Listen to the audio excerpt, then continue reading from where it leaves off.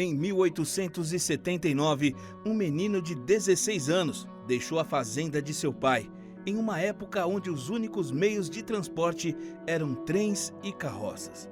E justamente quando os carros eram exclusividade dos mais ricos, esse rapaz mudou o rumo da indústria automobilística. 35 anos depois, metade dos carros do planeta levavam seu nome. E esse menino, Henry Ford, se tornou o homem mais rico da história americana. Essa é a sua história. Henry Ford nasceu na fazenda de seu pai em 30 de julho de 1863, em uma pequena cidade chamada Dearborn, no Michigan. O pai dele, William Ford, era dono de uma fazenda onde toda a sua família vivia e trabalhava.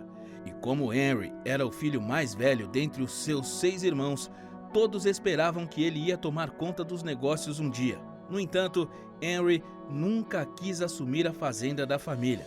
Naquela época, esse era um trabalho muito intenso, lento e rigoroso. Enquanto Henry dava o seu melhor para ajudar, ele odiava aquela vida. Eu nunca tive nenhum amor especial pela fazenda. Era minha mãe fazendeira que eu amava. Assim como a maioria das crianças de sua época, o Henry nunca gostou de ir para a escola e só estudou até a 8ª série. Ele preferia estudar coisas das quais ele realmente gostava. E muito jovem, ele se apaixonou por mecânica. A curiosidade que ele sentiu pelas máquinas o fez estudar cada peça que ele via pela frente. Quando ele tinha só 12 anos de idade, o seu pai deu a ele um relógio de bolso. E após aprender como funcionavam os movimentos, ele aprendeu a montar e desmontar o relógio em poucos minutos. Depois, ele começou a fazer o mesmo com os relógios de seus amigos e ganhou a reputação de reparador de relógios, porque ele começou a fazer serviços de conserto para a sua vizinhança. Quando Henry fez 13 anos, ele viajou em um trem a vapor pela primeira vez durante um passeio escolar. E foi nesse momento que sua paixão por mecânica se tornou uma obsessão. E pelos próximos anos se tornou seu novo hobby, onde aos 15 anos ele criou um protótipo de trem. Mas seu mundo virou de cabeça para baixo quando sua mãe Mary Ford faleceu de uma doença repentina. Henry era mais próximo de sua mãe do que qualquer outra pessoa na fazenda, e talvez até no mundo. Então, o seu ódio pela fazenda só ficou mais intenso. Ele começou a procurar por uma maneira de sair daquele lugar, já que era doloroso estar lá sem a sua mãe. E quando ele completou 16 anos, indo contra a vontade de seu pai, Henry fez as malas e deixou a fazenda da família em busca de uma direção para a sua vida. Naquela época, Detroit estava se tornando uma cidade industrializada, graças aos novos trens a vapor. E a cidade estava carente de jovens engenheiros buscando trabalho. E foi nesse contexto que Henry mergulhou de cabeça em seus estudos por mecânica. Ele começou trabalhando em uma empresa de fabricação de vagões ferroviários chamada Michigan Car Company Works. Mas, infelizmente, ele foi demitido 6 dias depois de conseguir seu primeiro emprego. E após passar um tempo como desempregado, ele conseguiu um emprego como aprendiz na James Flowers Brothers Machine Shop, onde ele ganhava cerca de $3 por semana, o que não era suficiente para pagar o aluguel. Então, o Henry fez um bom uso de sua obsessão de infância e conseguiu um segundo emprego noturno como reparador de relógios, consertando e limpando relógios 6 horas à noite, 6 dias por semana e por $3 por semana. Foi fazendo vários trabalhos diferentes que Henry conseguiu segurar as contas e prosseguir com seus estudos de mecânica sempre que ele tinha um tempo livre. Em 1882, quando ele fez 19 anos, Henry decidiu voltar para sua fazenda no Michigan. Ele ainda odiava ser um fazendeiro, então ele passava a maior parte do tempo estudando e fazendo experiências com as máquinas da fazenda. Para sua sorte, seu pai tinha comprado uma pequena máquina que era movida a vapor, algo que estava se tornando muito comum nas fazendas daquela época. Henry passou a maior parte do seu tempo com essa máquina e se tornou tão bom com ela que seu vizinho fazendeiro pagou $3 a ele para que Henry operasse sua máquina também. E foi depois disso que sua fama e talento se espalhou pelo Michigan, chamando a atenção de uma grande companhia de engenharia em Nova York, chamada Westinghouse Company of Schenectady, que contratou o jovem Ford para reparar máquinas no Michigan. No Réveillon de 1885, Henry conheceu uma mulher chamada Clara Jane Bryant, que se tornaria a sua noiva. O pai de Henry deu a ele 40 acres de terra como presente de casamento, mas antes de virar um fazendeiro, Henry tinha outros planos. Em 1891, Henry e Clara se mudaram para um pequeno apartamento em Detroit. Nesse período, Henry leu em uma revista sobre o motor a gás. Esse motor estava sendo produzido em pequenas quantidades por um engenheiro alemão chamado Nicolas Otto. Esse motor era mais eficiente que os motores a vapor da época, por um único motivo: eles não demoravam 30 minutos para ligar, porque a engenharia de combustão era interna e imediata. Logo, essa engenharia se tornou popular na Europa, mas pouquíssimas pessoas escutaram sobre isso na América. E para a sorte de Henry, tinha uma pessoa na cidade que tinha um desses motores. Ford se apaixonou pela engenharia desses motores, mas ele ainda não entendia como funcionava e por que precisava de um gerador elétrico, o que deixava as coisas mais difíceis.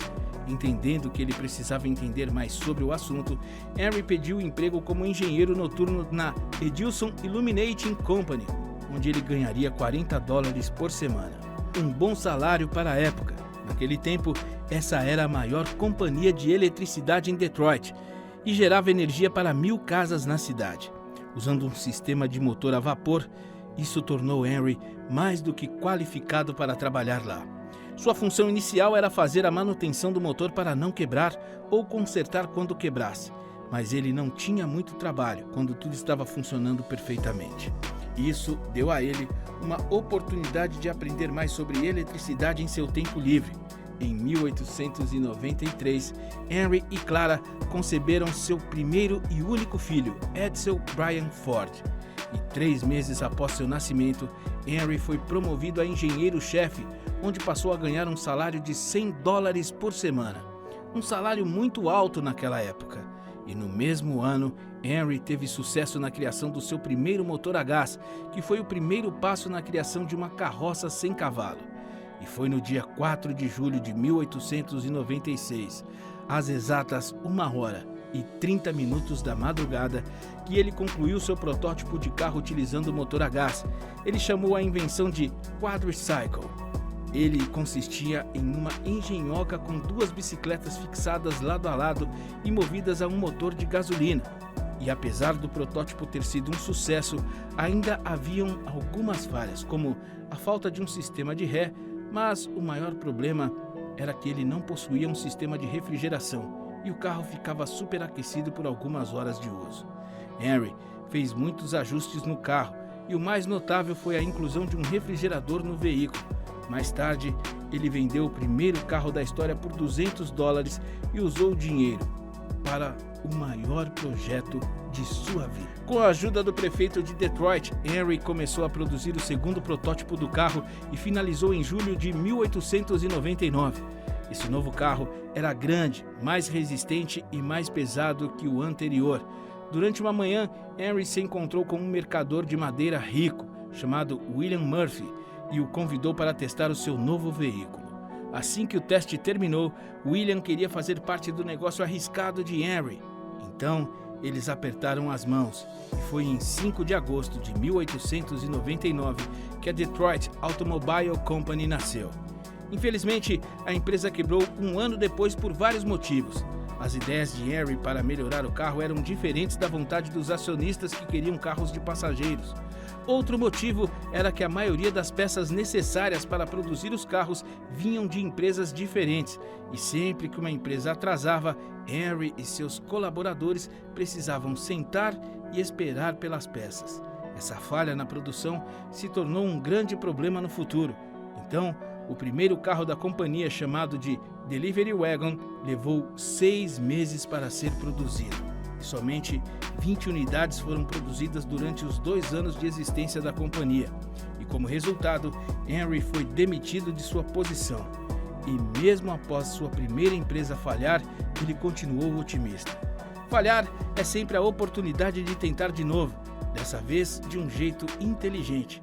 Henry ficou até aliviado por ter sido demitido, pois agora ele não tinha tanta pressão nas costas e poderia focar em outras coisas. Henry decidiu voltar sua atenção para carros de corrida, e o motivo era simples. Carros de corrida haviam se tornado um esporte muito popular nos Estados Unidos, e Henry precisava de uma plateia para demonstrar a qualidade de seus carros, além de limpar seu nome, já que muitas pessoas da cidade ficaram cientes do seu primeiro fracasso empresarial e tinham receio de investir nas suas ideias. Um ano depois, Ford projetou um novo carro de corrida que venceu o veículo de uma montadora renomada de um homem chamado Alexander Winton. Assim como o campeão nacional dos Estados Unidos, Grosse Pointe, o carro de 26 cavalos de Henry se tornou o assunto principal da cidade. E essa popularidade trouxe investidores de confiança que ele precisava para voltar à ativa. O resultado foi o nascimento da Ford Motor Company, que tinha Henry como engenheiro-chefe, mas um tempo depois sua posição estava por um fio mais uma vez. E o motivo era que Henry continuava trabalhando em carros de corrida, o que deixou os investidores furiosos. Afinal, eles queriam carros de passageiros que pudessem ser vendidos para a população. Então, eles contrataram outro Henry Martin Leland, para cumprir o desejo dos investidores, e isso deixou Ford muito enfurecido por contratarem alguém para tomar seu lugar. Então ele deixou a empresa. Em sua autobiografia, Henry disse: "Eu decidi, estou determinado a nunca mais receber ordens." Henry Leland, por outro lado, seguiu o desejo dos investidores e criou o que conhecemos hoje como o Cadillac. E quando Henry foi embora, a companhia mudou de nome para Cadillac Motor Company. Henry e um piloto chamado Tom Cooper continuaram construindo carros de corrida. Em 1902, eles produziram o Ford 999, um carro de 80 cavalos que foi dirigido por Barney Oldfield, um ciclista que nunca tinha dirigido um carro antes. Em 1904, o carro de Ford quebrou todos os recordes americanos e chegou a 147 km por hora.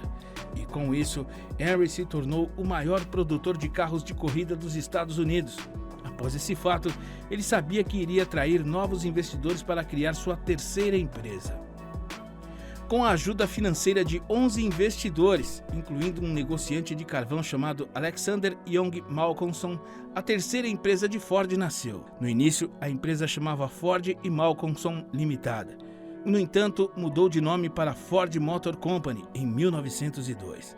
Após falhar em suas primeiras 2 tentativas, ele estava determinado a não falhar de novo. Então, Ford planejava criar um veículo acessível ao cidadão comum. Naquela época, ter um carro era visto como algo luxuoso e que só os mais ricos podiam pagar. Por esse motivo, que os veículos eram produzidos por engenheiros renomados e a maioria dos carros eram feitos para a corrida. No início da empresa, Henry fez um testamento para seus investidores. "Eu vou construir um carro para as grandes massas, construído com os melhores materiais, pelos melhores homens que podem ser contratados e com o design mais simples que a engenharia moderna pode desenvolver. Tão barato que qualquer homem que tenha um salário razoável poderá comprar." Ford tinha um talento para atrair as mentes mais brilhantes para seus negócios. Ele contratou muitos jovens que compartilhavam e acreditavam em seus planos. Para criar o design do carro, Henry esboçou cerca de 20 modelos até encontrar o ideal. Ele o chamou de Model A. E durante os 5 anos que se passaram, Henry continuou fazendo melhorias para o Model A, até chegar no Model N. Mas durante esses 5 anos, o que mudou não foi o design, mas como eles estavam sendo feitos. Uma das coisas que Henry aprendeu com os seus primeiros fracassos foi o fato de que ele precisaria de um grande fornecedor responsável pelas peças essenciais para produzir seus carros. Foi então que ele encontrou uma grande fábrica em Detroit que daria conta de produzir todas as peças necessárias para a produção dos seus carros. Um dia, enquanto Henry viajava para Chicago, ele pôde observar a linha de produção de um açougue. Foi então que ele teve uma ideia brilhante. Se ele pudesse replicar esse sistema de produção para os seus carros, então ele poderia produzir mais carros no dia do que qualquer outro fabricante na época. Foi então que, em 1904, Henry conseguiu mais dinheiro para construir a sua própria fábrica que empregava mais de 300 pessoas. e implementou a sua nova maneira de produzir carros na nova fábrica. Foi em 1906 que o Ford Model N começou a ser produzido na nova linha de produção. E ainda assim, foi o novo modelo de produção que estava em fase de progresso. No entanto, a velocidade de produção aumentou em mais de 5 vezes e o Ford Model N se tornou o carro mais vendido nos Estados Unidos. Mas Henry virou seus olhos para coisas ainda maiores. Henry abriu sua própria empresa de fabricação em 1905 para que ele tivesse o controle total da produção das peças para os seus carros. Foi nesse período que Henry descobriu o aço de vanádio, que abriu caminho para o futuro da indústria automobilística. Esse aço era 3 vezes mais forte que o anterior e Henry utilizou esse material para produzir o que viria a ser um dos carros mais bem-sucedidos da história, o Ford Model T. Uma empresa completamente dedicada ao serviço terá que se preocupar somente com os lucros, porque eles serão assustadoramente grandes. Henry sonhou em produzir carros para o cidadão comum e para o uso cotidiano, e o Model T foi o resultado desse sonho. Quando foi lançado, ele era um dos carros mais caros que Henry havia feito. O preço era de $850, algo em torno de R$108 mil nos dias de hoje. E apesar do preço, ele se tornou o carro mais popular dos Estados Unidos. Em questão de dias, mais de 15 mil pedidos foram realizados. E foi a partir disso que a Ford se tornou a maior empresa de carros da América. Henry percebeu que ele precisava de uma nova gigafábrica para produzir mais de 100 Fords Model T por dia. Então, em 1910, ele construiu uma planta no Michigan. E após testes bem rigorosos, a nova fábrica estava funcionando perfeitamente em 1913. Com o novo modelo de produção, os trabalhadores poderiam se mover com mais facilidade para produzir os veículos. O veículo era colocado sobre uma esteira em movimento, onde ele seria montado passo a passo por funcionários da fábrica. Eles dividiam a tarefa e tornavam o processo mais rápido, reduzindo o tempo de 12 horas para 90 minutos. Em 1914, a Ford produziu mais de 300 mil carros, um número maior do que a produção de todas as outras fabricantes juntas. Entre os anos de 1910 a 1916, o número de Ford Model T em circulação passou de 20 mil para mais de 1 milhão. Foi então que mais da metade dos carros no mundo carregavam o nome daquele pequeno fazendeiro, Ford. Henry tinha outra grande ideia que faria ele assumir a liderança da indústria mais uma vez. A cada ano, o número de Model T nas ruas aumentava, o que reduzia o preço do carro. O carro que antes era vendido a $850, agora custava $400. Mas essa não era a única grande estratégia de Henry. É inegável que Ford foi o primeiro dessas indústrias nos Estados Unidos.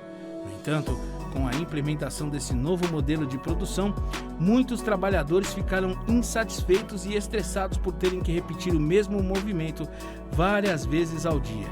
Os novos mecânicos habilidosos acharam seu novo emprego quase um insulto por terem que repetir cerca de 2.000 movimentos para produzir um carro. Como resultado, alguns trabalhadores deixaram a Ford para trabalhar em outras empresas. Para resolver isso, Henry dobrou o salário dos seus funcionários para $5 por dia. Seus rivais começaram a rir de Ford, por acharem que logo ele iria falir. Mas o resultado disso foi o contrário. Mecânicos de todos os lugares do país viajaram para Detroit buscando emprego. Nós acreditamos que tornar 25 mil homens felizes e prósperos é muito melhor do que criar escravos, máquinas para cumprir nossos desejos empresariais. Henry, além de aumentar o salário de seus funcionários, deu mais 1 hora de descanso para que eles pudessem ser mais produtivos. Essas medidas fizeram com que o número de novos colaboradores pudesse sustentar a empresa por 24 horas sem parar. Então, as empresas rivais precisaram tomar as mesmas medidas para que os seus trabalhadores não se mudassem para a Ford. Henry mudou o jogo da indústria automobilística nos Estados Unidos. Existe apenas uma regra para uma indústria funcionar: é fazer o melhor produto possível, pelo melhor preço possível e pagando o melhor salário possível. Em 1919, Henry se cansou da interferência de outros investidores no negócio e decidiu comprar a parte deles. O resultado foi um número incrível de novos milionários em Detroit. mas também tornou Henry Ford o único proprietário da maior companhia de carros do mundo. Mais tarde, Henry tornou Edsel Ford, seu filho, que agora estava com 26 anos, o presidente da empresa. Mas era Henry que tinha o verdadeiro poder da companhia. E tanto monopólio sobre a empresa trouxe um problema que até mesmo um dos homens mais ricos do mundo não poderia ignorar. Henry continuou acreditando que o Ford Model T era o que as pessoas realmente queriam e ignorou o crescimento de outros modelos mais bonitos e confortáveis, como o Chevrolet. Sendo um homem bem diferente, ele ignorou o conselho dos seus executivos e até do seu próprio filho Edsel Ford, quando ele disse que já era tempo de um novo modelo em meados de 1920.